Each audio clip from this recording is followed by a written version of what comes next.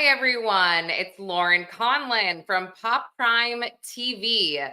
So, tomorrow, October 2nd, is something called Wrongful Conviction Day. And I was not aware of how many people have been wrongfully incarcerated. And I am talking about the United States right now. I'm not talking globally, but I'm sure that number is exponential globally. So I just want to let you guys know that day is tomorrow, Wrongful Conviction Day. So it's a day of awareness dedicated to advocating for individuals who've been wrongfully convicted of crimes that they did not commit. And again, it's intended to highlight the injustices of wrongful convictions and raise public awareness about the causes and the consequences of these miscarriages of justice that essentially destroy lives. So, I have a very, very special guest that I am so excited for everybody to hear from. His name is Calvin Buari, and he was wrongfully convicted of a crime and spent 22 years behind bars. I can't even fathom that, you guys. I cannot fathom that. And I don't even know how anybody can come out of that with a positive attitude. I have so many questions for him, but I also want to point out that Calvin and his story, it is the center of the podcast, The Burden, season 2. And the season 2 is called Empire on Blood. The Burden is a great podcast by Steve Fishman. I'm going to play the trailer to that in a minute, but first I'm going to bring up Calvin so you can all meet him. Hey, Calvin. Hey, how you doing, Lauren? I'm doing so great. I'm so honored to have you here. I'm honored to be here. Yeah, I mean, you're in Texas now. You're from New York. You're born in the Bronx. Is that right? Yes, that's correct. Okay. And I'm currently in Texas. Yes. The chat is we have a nice chat here. Everybody's really cool, and I think they're really excited to hear your story. But I don't blame you, by the way, for getting out of New York where all of this happened. Oh my God. Especially how it's getting kind of ridiculous in New York right now anyway, man. Like, you're absolutely right. You're totally right. Things are getting a lot going on up in New York. Yeah, no, totally. We can get into that. But first, it's so true, Taryn. Calvin was smart to go south. But Calvin, can you, tell us your story? And I don't mean to put you on the spot. I know you've told your story probably a million times, but I think it would be more powerful coming from you. Okay. My story started out as, when I was a kid. As I remember, I grew up in Brooklyn, in the Brownsville area, to be exact, 372 Amboy. My godmother was like the focal point of my family outside of my mother. My mother had me young, you know what I'm saying? I had a single parent home, my father wasn't around. I had another younger brother, but when I was with my godmother, I was somewhat fortunate because she was a pastor, that's one of the main things, like why I draw so much to God, is because since I was a kid, my godmother like always implemented God in us, you know what I'm saying? So like that was always the focal point of my life, coming up. But once I left from Brooklyn, I moved up to the Bronx with my grandmother. And at that time, that's the first time I really started to see struggle. My mother had to go on welfare, you know what I'm saying? I tried to do little things like,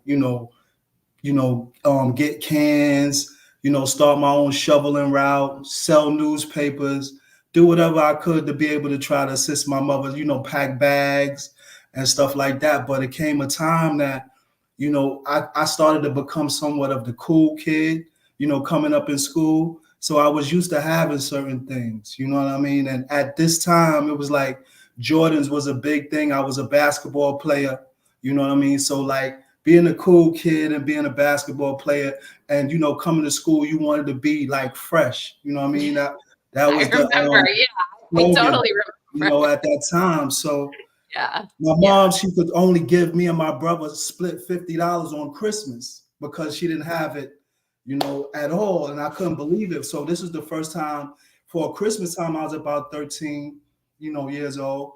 And I felt like I had to give her the money back because I felt like she needed it more than I did. You know what I'm saying?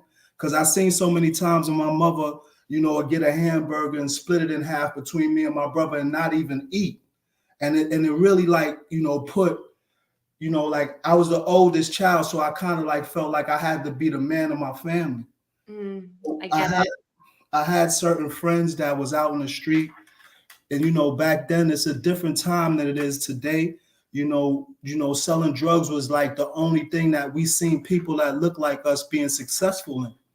You know what I mean? It's sad to say, but the only way that we thought we could make it is if we rapped or we played basketball, but not too many people could be able to do that.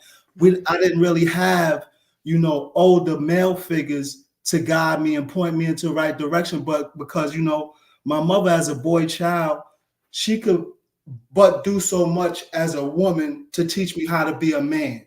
Yeah. You know what I'm saying? So I was always looking for love in the wrong places. And I ran into some guys that were from the street that I call my good bad guys. They were always what I seem to be like. They took care of the community. Yeah, they sold drugs and stuff like that.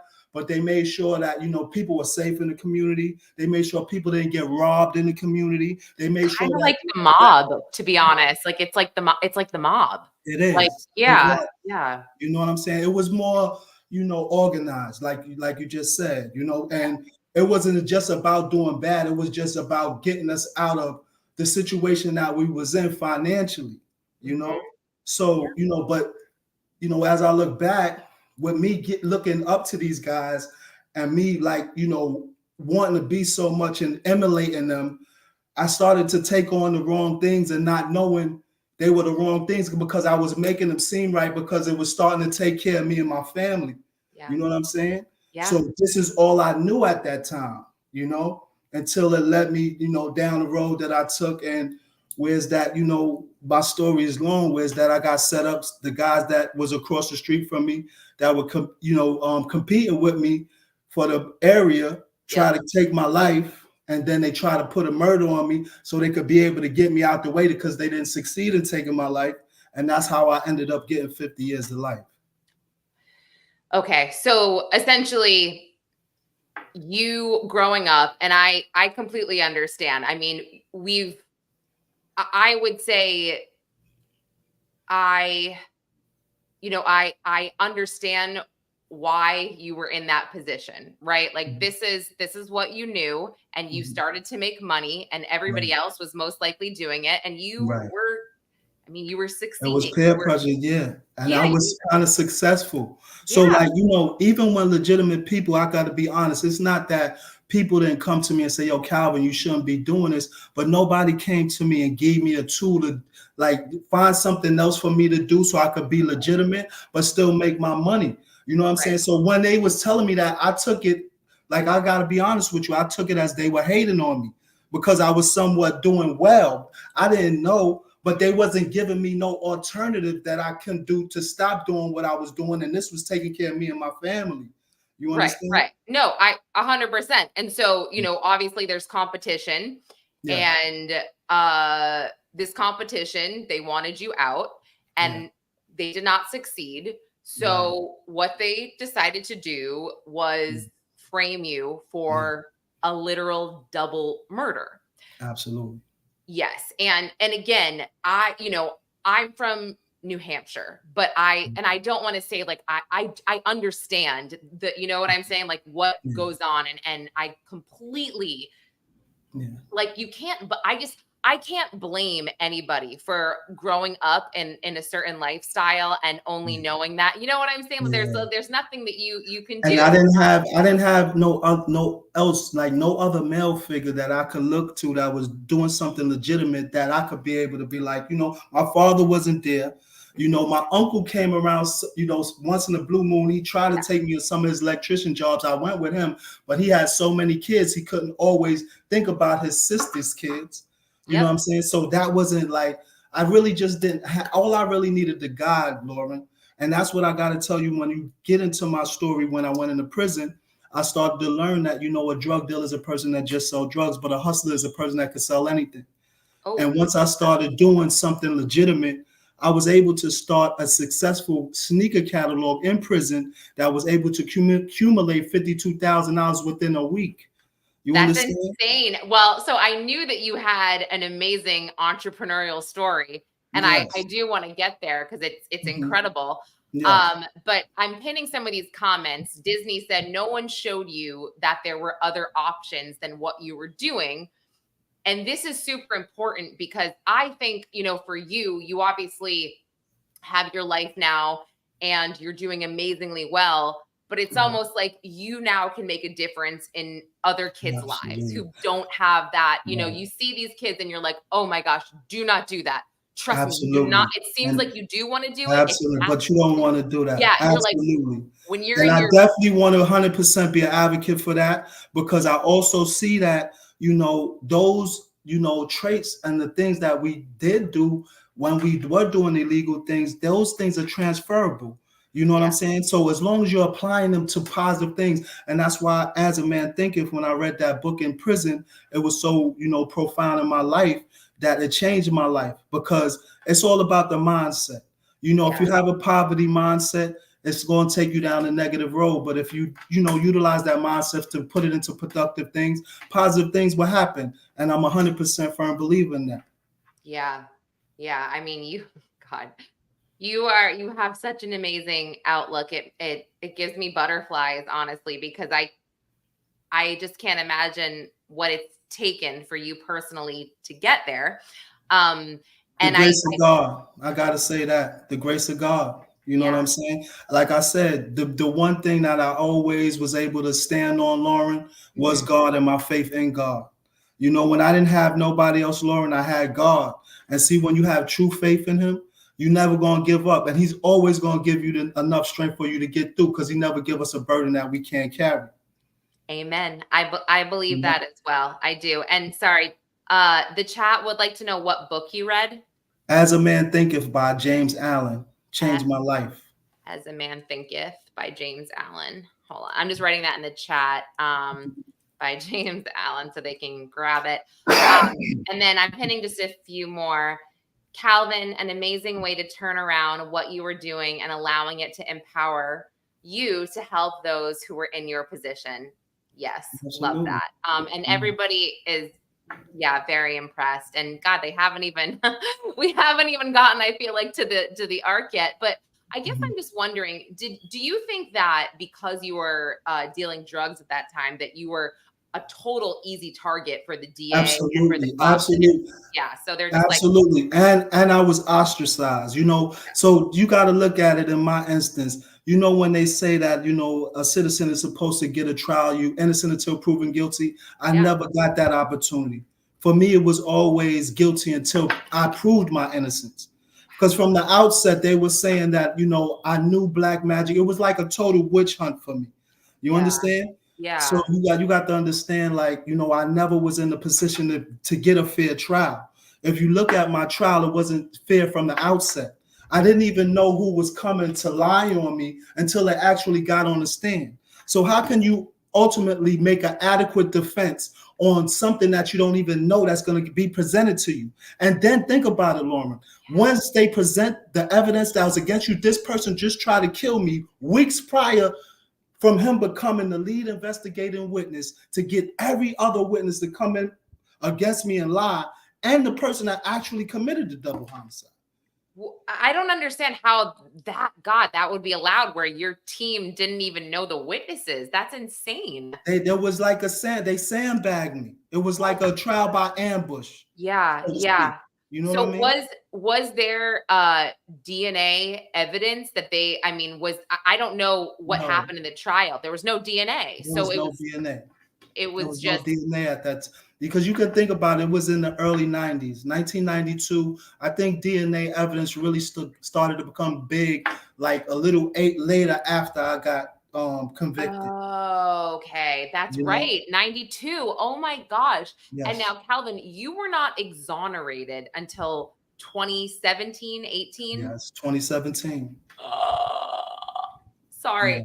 I I mean, and so somebody admitted Yeah. that they did it, and then The someone person. else came forward with evidence. What was Yeah. this evidence that they had? The evidence was that they actually seen the person that actually committed the crime. Yeah. And this person was credible. They were believed. Yes. This person actually lived like 10 to 15 feet away from where the actual crime happened at. But at the time, they didn't think about it. At the time, you didn't have so many people cooperating with police because they themselves feared that they could put their life in jeopardy. This was just how the city was. You think about at this time, there was a homicide rate of 2,000 and something a year. Yeah, You it's understand what I'm 400 saying? now in New York City. Isn't that nuts? So when these young ladies had seen what they seen, they didn't want to say anything about it because they knew their life would have been in jeopardy. Oh, yeah. But see, later on, they found out through a poster from people advocating with me, from free Calvin t-shirts, rallies, postcards. They putting it in the train stations. And it just so happened she came around for a family reunion in the same area and seen the poster up and found out I was wrongly convicted for the crime she seen this guy did. So she didn't know that you were put away for all She of didn't this time. know. She didn't know. She didn't know. All that time, she didn't know. Okay, so it wasn't like she's been scared for 22 years. It's like she genuinely had no idea. It's just think about it. She didn't want to say anything at the time when she seen the guy commit the crime. So she just moved on with her life, because she moved from that area about, I think they found out a year later. She moved from that area, and I guess she just moved on with her life, not knowing what truly happened with that situation until years later with the investigator Steve Fishman from Empire on Blood. So Steve helped with this, the investigator helped. The investigator ultimately is the one that uncovered the evidence from the witnesses. However, Steve was right there with the investigator at that time when it happened. Wow. Steve Fishman was there. Yes. And Steve Fishman, guys, he's awesome. He is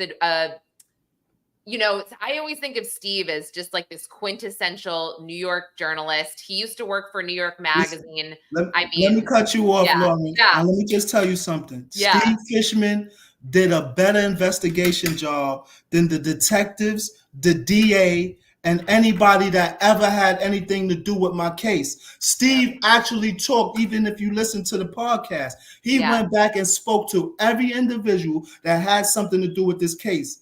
That's why, he's what a true investigative journalist is. This is what people have to understand. It's not like just anybody putting out fake news. This guy really got to the bottom of things, and it really made a difference. Yeah. So that can't just be shunned upon because he's a part of, helping from the work that he did, and he didn't even want to get involved with my case. I mean, but for a reason, he just had to continue to look into it because he started to see some of the stuff didn't make sense. Yeah, no, I totally. And I'm pulling up the burden right now. And guys, like Calvin said, I did not realize that, I guess, Steve Fishman was so involved, but he is an amazing guy, an amazing, amazing journalist. But I want to play the trailer. And let me just turn it up so you can all hear it because it's pretty awesome.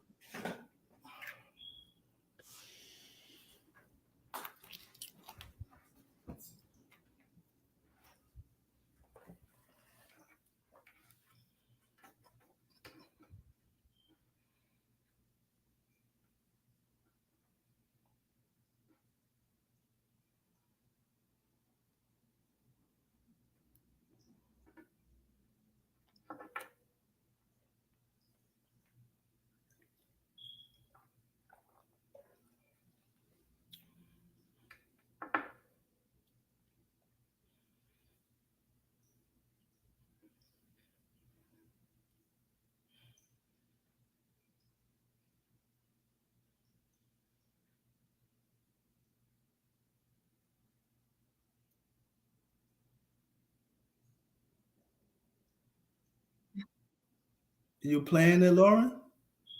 Oh, can you guys not hear it? I don't hear anything.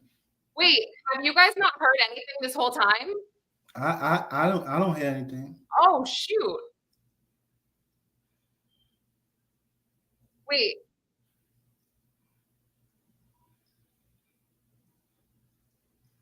able to hear it. Hold on, I just paused it, but did the chat hear it? No, nobody could hear it. What? I'm so sorry. You guys probably thought I was just sitting here like, what the hell? Why wasn't it playing? Hold on. That is so weird. Maybe it doesn't, podcasts don't play that way. That's so strange. I'll try that. I'll try it with, let me try to pull it up, guys. Sorry about that. And backseat juror, I think that's Amy. His name is Steve Fishman. Let me try to pull it up. Calvin, while I try to pull this up, would you mind just, I guess, describing to everybody about when you got to prison, when you realized that you were going to be there for a long time, and just that whole experience? Oh, man. I know. When I got to prison, I kind of like, was beating myself up, being in prison. I thought it was over for me. I was just like thinking that just because I sold drugs, maybe I belonged to be in prison. I was just kind of in that space and kind of confused, you know what I'm saying? And just questioning it all, I kind of still was doing the same things I was doing from when I was in the street, because it seemed like I just had misdirected anger, you know what I mean? Because I couldn't understand like how, I got put in this situation, like I got put in a situation by this guy, and it was just rough for me. I ended up just being in the box a lot of the times, getting into incidents, that I shouldn't have been getting into. I have to be honest with you. And I got, involved with somebody who was my ex-wife, you know what I mean? And she gave me a lot more reason to be able to look at life differently. It gave me more balance at that time. You know what I mean? Because when I was by myself, it felt like I didn't have nothing truly to live for. You know what I'm saying? And this woman came in my life and she believed in me. She came in my life and told me that, even if she had to become a judge, she would. She was actually a cousin of one of the individuals that, lied on me. And she knew that I didn't commit the crime. And she so happened to be around when that guy, Dwight Robinson, tried to put together the plot to get me locked up with her cousin. And so she found out about it. And that's when she got involved with me. And she was fighting for me tooth and nail at the beginning, like taking care of lawyers and everything.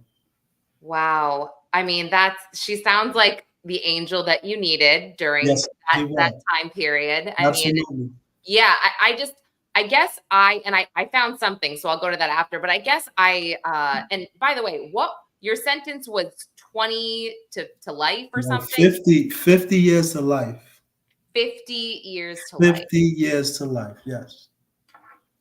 And death knowing sentence. You're That's in there. Death sentence. No, so you like all of these emotions where you're like, am I in here because I deserve it because I dealt drugs?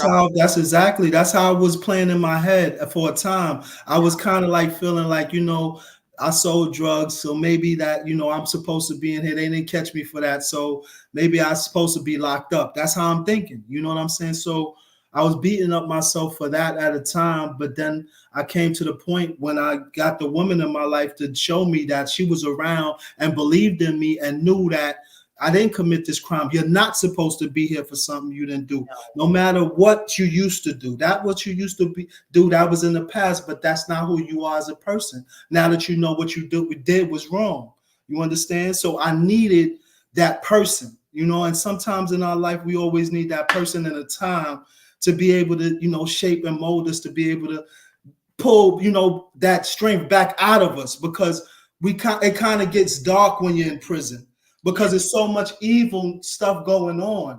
And see, these people in there, they thrive off of, hurting people, violence, you know what I'm saying? And, it's a lot of stuff that I wouldn't even like to introduce to your audience that be going on in there. You know what I mean? They can handle it. Honestly, people have gotten raped in there. You know what I'm saying? And, they prey on the weak. So if you don't be strong in these situations, you're going to be preyed on, because these guys in there are natural born predators, especially in this time.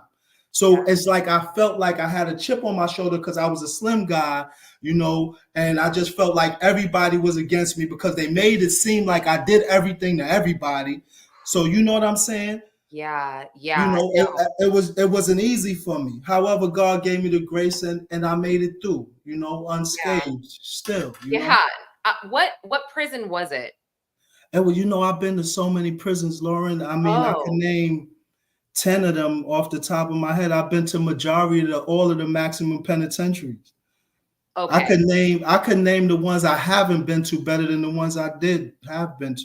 That's not, I'm like, I don't know why that, I didn't mean to smile. I'm so awkward. It's okay. No, because I'm just like, what? This is not real life. Like, what? Are you kidding me? No, for real. I They mean, was moving me all around, yeah. especially like, I feel like something that nobody thinks about. I mean, first of all, you're in there, you're innocent. Yeah. You've got probably the people that you feel safe with. You have a routine. You know the guards, and then they're like, "Oh, by the way, all the work you did to feel comfortable and safe, fuck you. We're gonna take you away, and we're gonna move you with no." I mean, that in itself is also must be insane. Nah, that's what they do. It's a part of that, and plus you got to look at it too. The history of prison too is just not pretty, And the Clinton Correctional Facility, they found 15 bodies of prisoners underneath the gymnasium in the facility. Which one? And Clinton Dannemora Correctional Facility. Oh, Dannemora. Yes. Yes, you know what I'm saying? Yes. So this was a place where officers was killing prisoners if they didn't have people from the outside communicating with them. So a lot of people didn't have family members. So what they did to people, especially from the city, they moved you to the furthest prisons in Canada and stuff like that, so your families could forget about you. So like you become out of sight, out of mind. So now when you don't got no help, these people in there, they'll do anything to you. And then they had doctors and stuff like that to cover it up, to make it seem as though you went at them and they had justifiable right and cause to be able to take your life and you disappear off the count, So, this is the environment that I had to live in. But like I said, by the grace of God, he always had his cover over me because it was like a butterfly effect for me because I felt like I was in a cocoon because I was doing everything that I need. After a while, when I got a woman in my life to be able to give me balance, I got credits for my business management course in Cornell University. I was valedictorian for my GED, you know what I mean? And I started the business while I was in prison. So, I just needed people around me that really wanted the best for me to pull out the best in me. You understand? Yeah, that's incredible. I mean, I think that is one of the best things I've heard ever. I mean, you were valedictorian. You have, credits from Cornell University, and you took business courses. And just tell us all about just your experience as an entrepreneur and being an entrepreneur in a maximum penitentiary. I was just talking to my friend Emil McDowell. He's another great guy that I met Steve Fishman through him. Okay. Well, when I met Emil McDowell, he actually ran the license plate industry, where the New York City license plates is the Auburn Correctional Facility actually makes those plates for the whole New York City. So he was running an industry that actually was making $20 million a year. Wow. And see, he also was running a lot of the programs inside of the facility. So once I seen him doing these things, it made me more want to apply myself and doing some more positive, productive things because I seen what he was doing. So when he did that, when the program that he was running, they was allowing like uptown, sneakers to come in the night, uptowns, that those are staple for New Yorkers. So uptown Nikes and Timberland, wheat Timberland Chuckers and stuff like that, and the 6-inch boots, those are staple for New Yorkers, but they didn't have no catalog that could actually get them type of footwear in. So I was able to get my wife to get a contact that we could be able to get the sneakers from. And we started the catalog, and I was able to get it in the prison. Like I said, in 10 facilities, is 52 jails in New York State. Right. So I was selling at least 10 pairs in every jail. Just the uptown, but I'm selling Gucci's, I'm selling Pradas, I'm so cool. selling all this type of stuff that I like, and I was the only catalog at this time that was able to get these things inside of the prisons.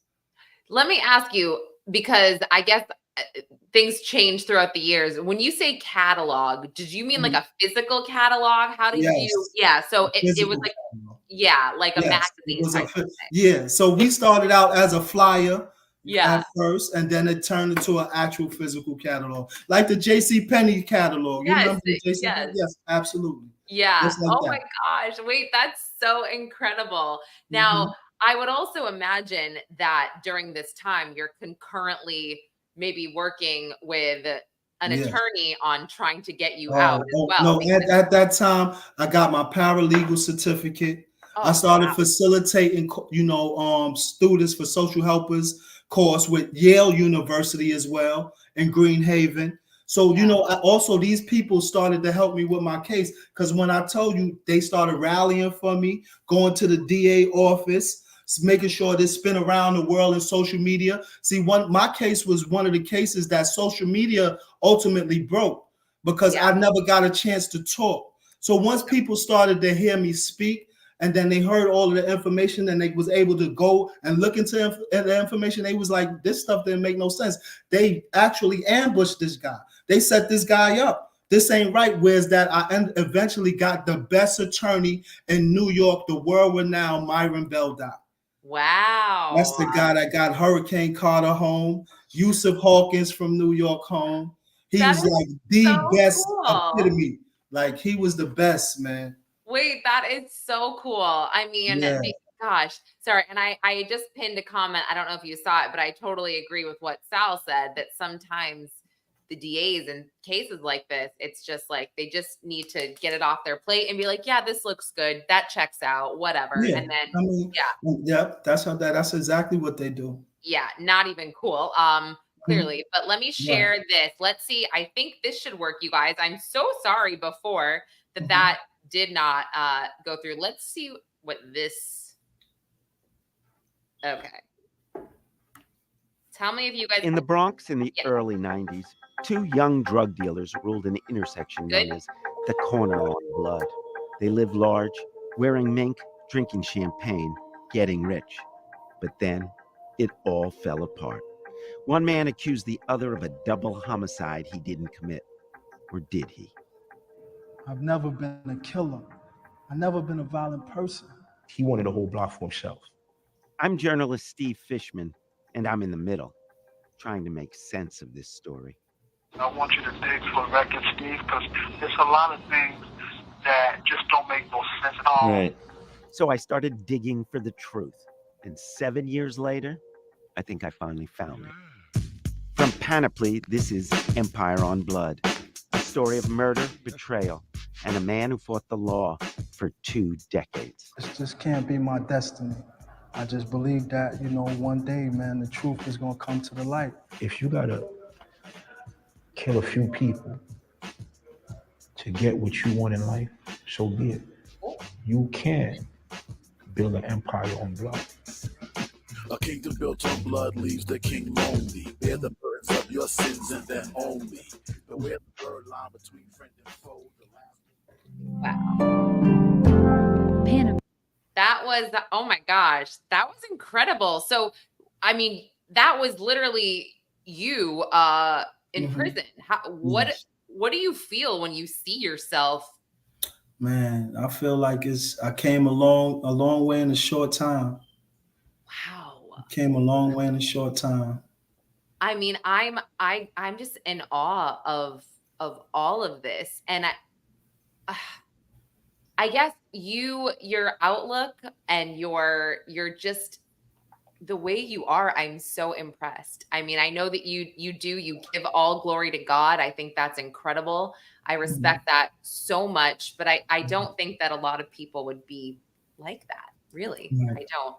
So you should really give yourself a lot of credit, Calvin. Absolutely. I mean, it's like, and also like God, I feel like, if you're religious, Steve, was a gift from God to you, right? Anybody that got a Myron Beldock, you know what I'm saying? Everything, anytime anybody do anything positive from the heart and with love, That's ultimately coming from God. My saying is what the great, Hurricane Carter said, hate put me in jail, but love got me out.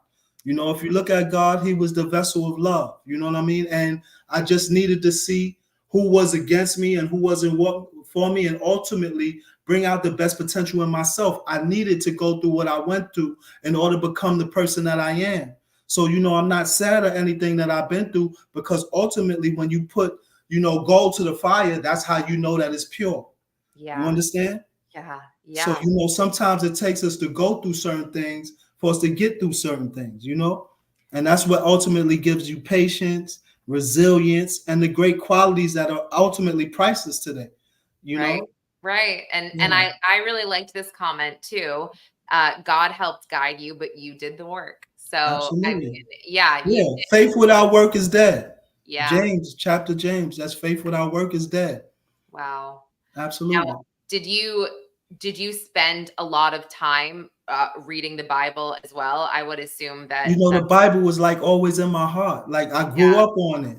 It's always like I read it here and there, but it was always something that was already embedded in my heart because I grew up on God.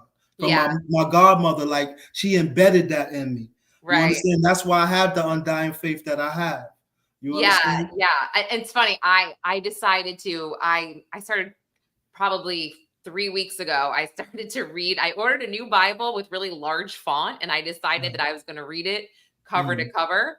Wow. You got to have the large font, but it is really interesting because you do find that just reading it helps you absolutely with your life, and you don't absolutely. You're not even aware, Absolutely. but you're like, oh, this actually makes sense. Yeah. Absolutely. So what are you doing now, and what are you doing just for work now, or by trade, whatever? What is your life like? I started my clothing line. If you can see my clothing line, Buari, Cool. I'm starting that. I'm also big into real estate.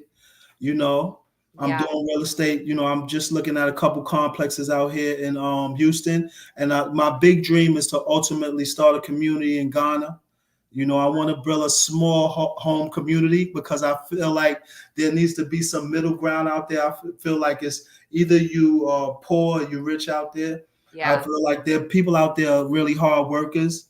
Because, I went out there. That was the best trip that I had. I finally got to see my father and my other siblings and stuff like that. I had a beautiful time and got love that I never expected I was going to get. But I feel like Ghana has great potential for the future. So that's ultimately my dream, to be able to open up a community and have my name on the block. I love so that. I can really run the block one day. You can properly run the block. Properly and positively. And legally, but whatever. Absolutely. That's the way, But I also feel like, I know you're in Texas now. I feel like you have so much to offer young people, and not trying to tell you what to do, obviously, but like do you think about that? I know there's so many places that young people they would get so much from you and learn so much from you. I know. I definitely, whatever God plans for me is going to be my plan for me. I'm like that right now because I was able to accomplish so many things since I've been home. Like, it's not all about money for me, Lauren. You know what I'm saying? And I know that God gave me a second chance to be able to bring life and light to other people. You know what I mean? So I don't want people to walk down the same road that I've been through. And that's what my experience and example of this communication that I'm having with you that I also want to give out is the redemption part. I hope that my story could tell some of these young kids the life that they live in is ultimately going to lead to jail or death. You know what I'm saying? And see, a lot of them won't get the opportunity to be able to have the second chance that, ultimately I got. And there's a lot of other brothers that's also in prison that are wrongly convicted that, I'm glad this platform could be able to be had so it could open up other people's eyes and hearts to see if they could be able to also assist other people, sign a petition, look into something, because you got to understand this could be you, and this is what I learned in that situation. Like, you just want people to be there. You don't have to break your back for a person, but if you feel like something is wrong, say something about it. Don't just, turn a deaf eye and a blind eye, Yeah. to certain things that are very serious that could ultimately happen to you or somebody you love.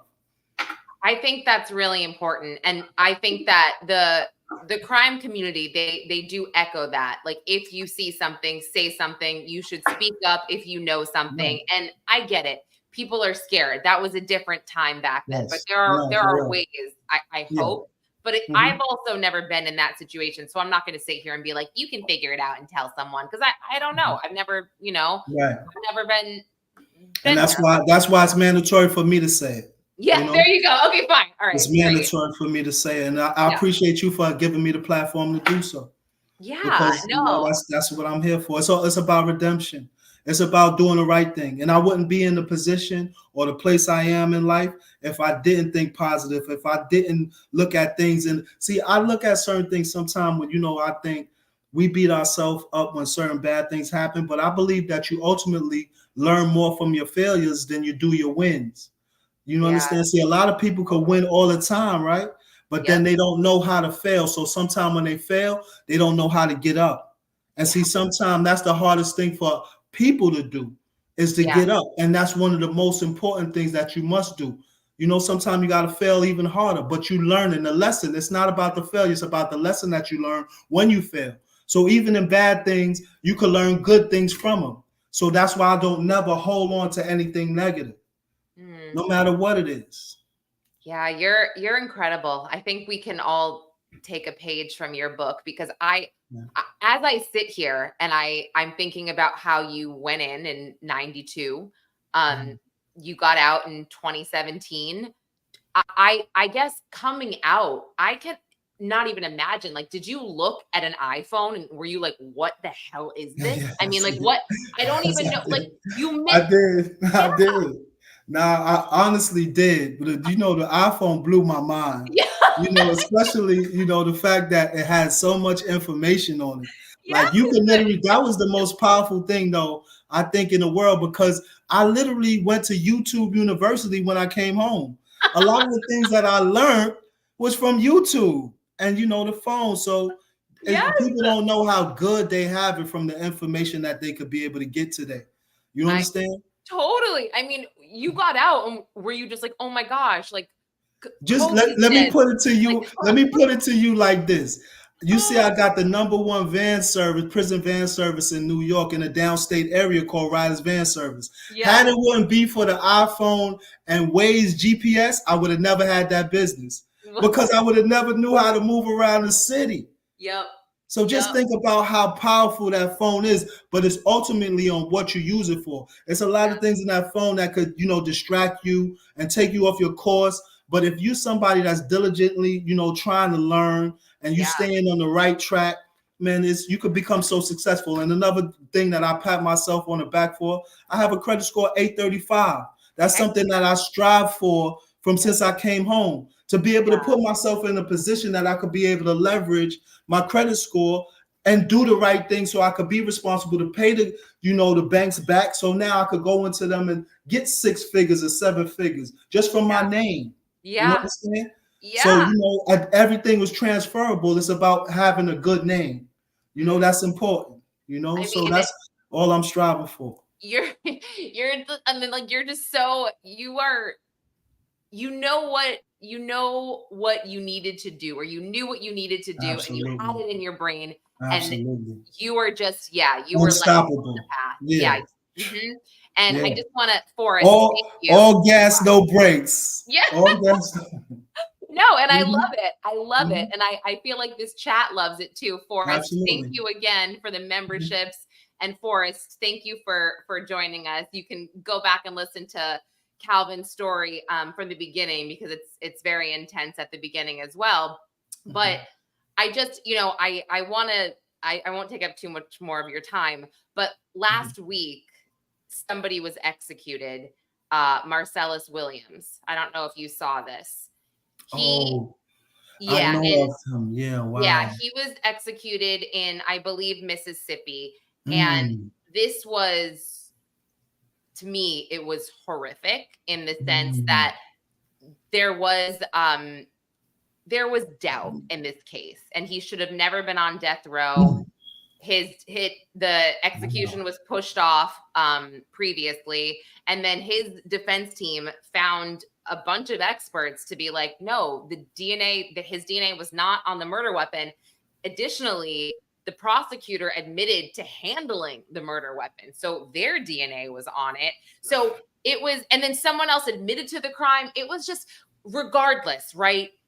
Even if there is a chance that he did it, whatever, this too much doubt. You don't execute someone when there's even a smidge of doubt. You don't put anyone in prison. I mean, so it's just like, unfortunately, it's happening still, and I can't believe it's happening. My condolences to his family, man, and his loved ones, man. You know, yes, that's so sad, man. You know, but you know, this is the system, and you know, we got to be grateful for having platforms like you, Lauren, and you definitely have to get this word out here.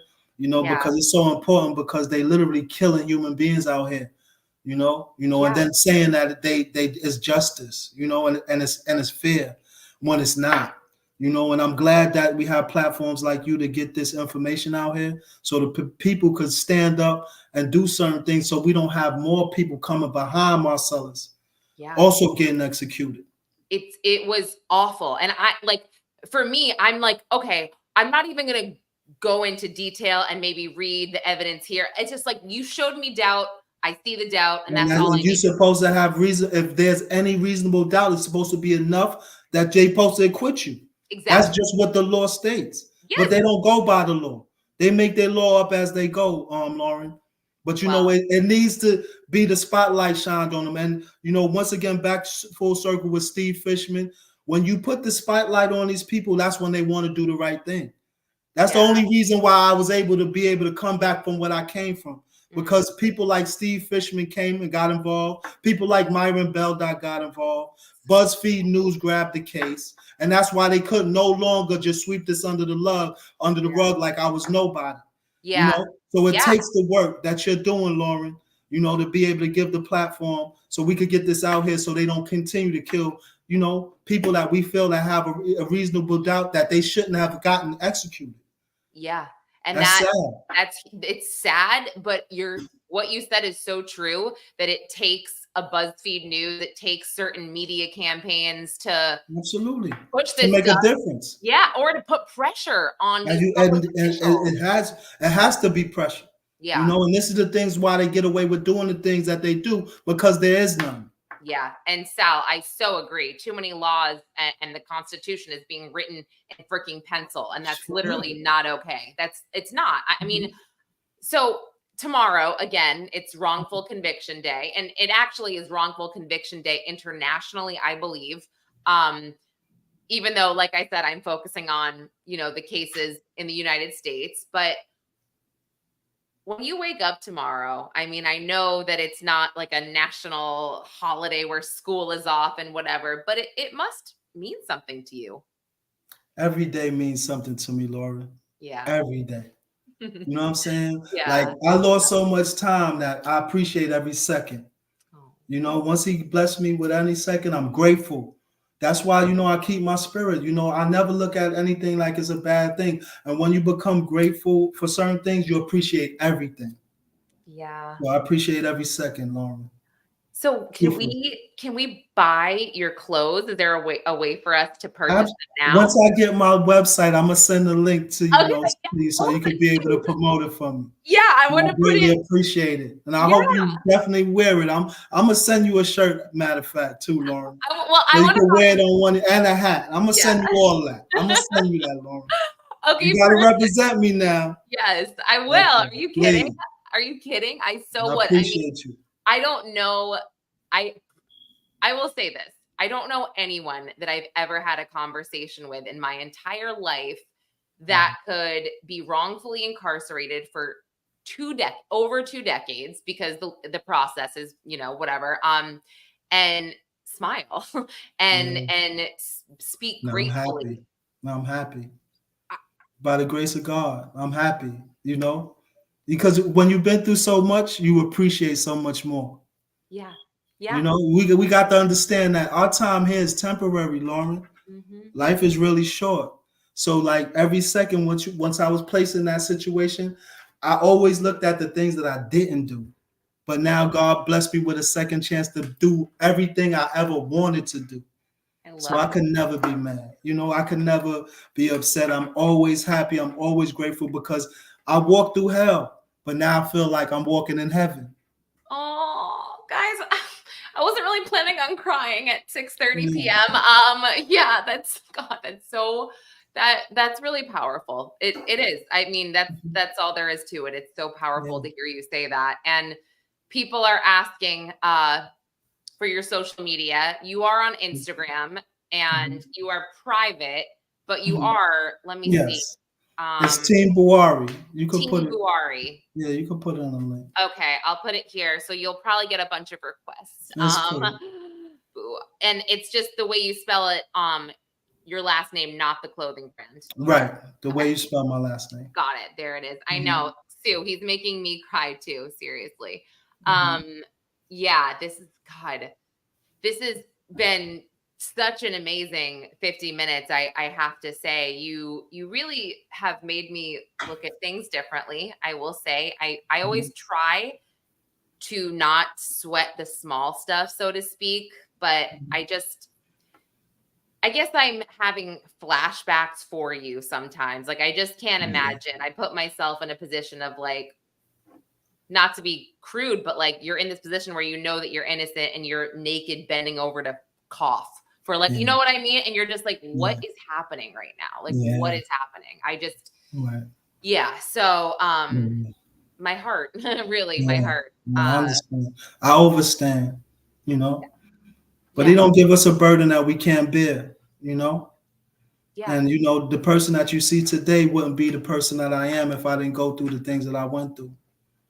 So I'm grateful for everything even that I went through, because it also showed me that I have the strength to endure. You know what I'm saying? So certain things, there's no progress without struggle sometimes, you know? I mean, I can't imagine. You're like, oh, I ran a red light. I got a ticket. And you're just like, who cares? Some people will be like slamming the steering wheel or like, you know, oh, fender bender. And you're like, no, I'm looking at it, Lauren, like, yo, maybe God, I could have got into a crash down the block. It stopped me from getting to a crash down the block. That's how I look at it. Yes. There's always a method to it. I look at the positive side all the time. Let me take that ticket, though. You just saved me from an accident. That's true. It's not like you're hoping for the ticket. But I want to pin this too. Thank you so much, Calvin, for sharing your story and your faith. God is in control if we allow him to be. Simi, hi, I didn't see you. What a great guest, Lauren. Thank you for coming on, Calvin. And yes, Charlotte, oops, that one. So much bloody strength. I know he has, God, so much strength. So much strength. I am in awe. Well, you know, I think tomorrow I will be thinking of you. I will. I mean, I will pray for you all the time, but I think tomorrow, especially with this in my mind, I will be thinking about you. And I hope we can stay in touch and you'll join me again. Absolutely. And absolutely, Lauren. We're all gonna follow you on Instagram. So absolutely, I'm here. Okay. I'm just a DM away. Hopefully everybody can listen to The Burden as well. That is on my list to listen to because I haven't listened yet. But I mean, Steve does amazing work. And even the production quality is amazing too. Amazing work. Yeah. Were you at, I don't know if you were still in New York. Were you at The Burden, the Scaramella, or what is his name? You weren't at that launch party. It was last year in Brooklyn. Okay. No, I wasn't. If you were there. Okay. I was there for like a second and I didn't know anyone. So I like was in and out, but I was like, I wonder if you were there and we crossed paths. But no, I wish it was. In the future, we will. Yeah. Okay. All right. Definitely. Cool. Awesome. Well, thank you so much again, Calvin. Everyone knows where to find you and find The Burden. So thanks for coming on Pop Prime TV. All right. Appreciate Bye. You. Bye. Stop.